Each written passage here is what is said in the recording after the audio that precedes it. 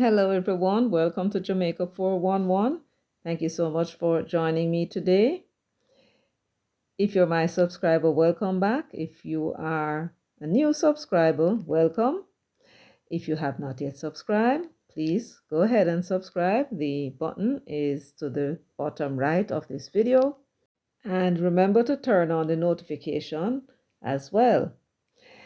May I ask everyone at this point to give the video a thumbs up, please? Give the video a thumbs up. Also share the video and feel free to leave your comments in the comments section.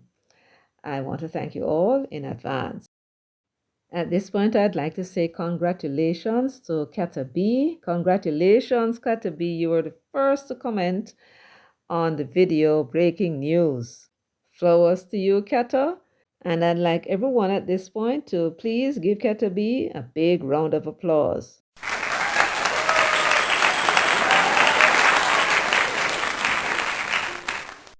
Thank you, Kata B, and thanks to everyone who participated in this segment.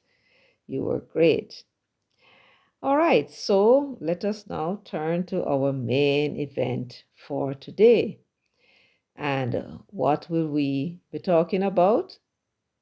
Well, as it turns out, I will not be doing a lot of talking. Matter of fact, I'll be doing very little talking, except to introduce our guests, and that is, of course, Lisa Hanna. And why am I featuring Lisa today? Because Lisa has now become what is known as a motivational speaker. And I caught one of her Instagram videos, and then I listened to one or two, and then there's a particular one that I think is very helpful, especially to young people who use social media. And I'd like you to pass this to every young person that you know. It's very important that they understand what it is Lisa Hanna is saying, what it is she's warning about, and asking them all to be careful. Yes. And so I'm going to play that video shortly and another one or two. In the meanwhile, let me tell you something that happened interesting in that Don Anderson poll recently. They asked the question of the respondents, name 5 cabinet ministers, name 5 cabinet ministers, and name 5 opposition spokespersons. Would you believe that in the opposition spokespersons, of course, Mark Walling hugging the parliament time because so many of the portfolios are outside of the lower house. Somebody in the lower house would have to speak whenever the minister stands to his feet or her feet.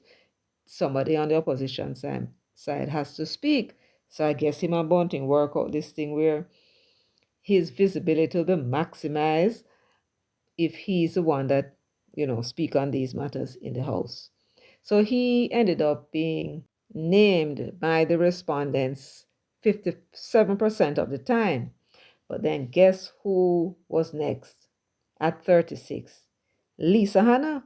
And Lisa was named even though she was no longer a spokesperson. Remember, they took it from her some months ago. But the respondents recognized her and recognized her name. So, of course, her name got called up. And Damian Crawford, believe it or not, he was number 7 with 10%. Even Angela Brownberg beat him out. And he is a spokesperson on education, and he is visible. He speaks on education a lot. And surprisingly, only 10% of those persons who were interviewed recognized him as a spokesperson. So I just brought that to your attention, just to show you that Lisa is still popular, even though she's not visible. You're not hearing her talk in the parliament more than so. Nor is she up and down the place making speeches or being at events. Yes, most interesting, isn't it? Well, let you listen to Lisa now, and I will be back with my closing remarks. Whether you're in Kingston or country scrolling through TikTok or Instagram, or you're posting on X, or you are already in the United States, maybe working 2 jobs, going to school, or doing something to send money back home, if you are a young person, hear me now. because your phone knows more about your future than your passport does. And the US government, they're watching. So this isn't about paranoia. This is about foreign policy, the new kind of geopolitics that is shaping your digital future. Because biometrics aren't just fingerprints and photos anymore. Today, they include your digital DNA, your likes, your shares, your retweets or re-X's. I don't even know what that is called, re-X's. Your hashtags, your follows, who follow you, even the meme from 2015 you forgot you posted. It's all a part of your digital DNA. And since 2019, almost all US visa applicants are required to submit their social media handles. And they want 5 years of your online life. Just hand it over. And that's not for curiosity, not for clicks, not to say, let me see what she was wearing or, who follows her, but it's for character evaluation. Because the Department of Homeland Security and the US State Department have systems, automated and human, for scanning the public internet, not to check your spelling, but to assess your beliefs, your values, and your fit. And even though we're not in the Cold War anymore, and some of you need to go back and look at what that means, but this is a new era of what I call algorithmic diplomacy.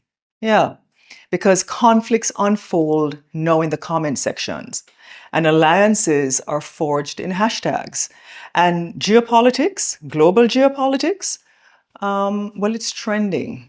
And you're a part of that feed. And geopolitics, and when I say global geopolitics, I know it may sound redundant, but it has to do with the entire political leanings and what's being discussed in the world and how countries are working with one another. And everybody now is holding a line. So let's be fair. Every country has a right to protect its borders, even Jamaica. And we do. We choose who enters. We choose what to ask them. Does this person reflect our values? Do they understand our story? And other countries do too. And whether you like it or not, your digital self speaks even before you open your mouth at immigration, before you get to the embassy. When you submit that application, already there's a domino effect before you even get to that window to speak to somebody. And that's not theory, that's reality. And here in Jamaica, our silence is costing us. Where is the guidance? Where is the public education? Our young people are walking blindly into digital traps, not because they're criminals, but because they're unaware.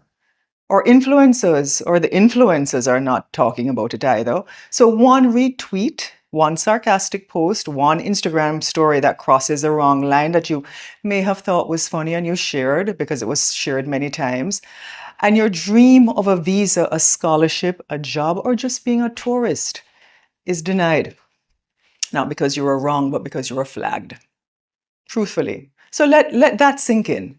Because you need to understand that your online voice can become your immigration verdict. And at the end of the day, you have to ask yourself, what are you going to do? What are you going to do? So, this is not a call to silence.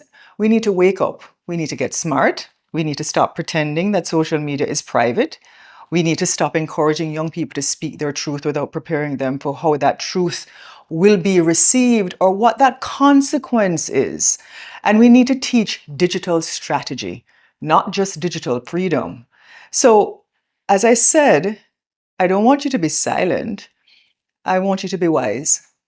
If you don't hold a US passport, or if you're not a part of the European Union or if you don't have, put it this way, if you don't have a G7 passport, and you can look up what a G7 passport is, or if you don't hold a Singaporean passport, go and look up all the countries in the world where the passports are like maybe the top 20. If you don't hold one of those, right, you don't have full protection. And even if you do, remember, the internet never forgets because countries are now looking. So scroll with discernment, comment with caution, post with purpose, because today social media is a part of foreign affairs and foreign policy. It's a part of immigration policy. It's a part of national security. So the choice is yours. Choose wisely. And that was Lisa Hanna. All right, so I'd love to hear from you though. What are your comments on what it is that Lisa is saying? Do you think that it's an issue for the young people when they go to the embassy? You have any experience or knowledge of what happens if they've ever used the social media to turn down persons who would like to visit the United States? Let me know what is going on there. I think what I'll do, I'll close it here, and every now and then I'll feature something that Lisa has to say that I believe is very useful and helpful to members of the community called Jamaica. Yes. So that's it for me today. Thank you so much for joining me, for sharing, liking, and subscribing, and leaving your comments in the comments section. Until next time, take very good care of yourselves and walk good.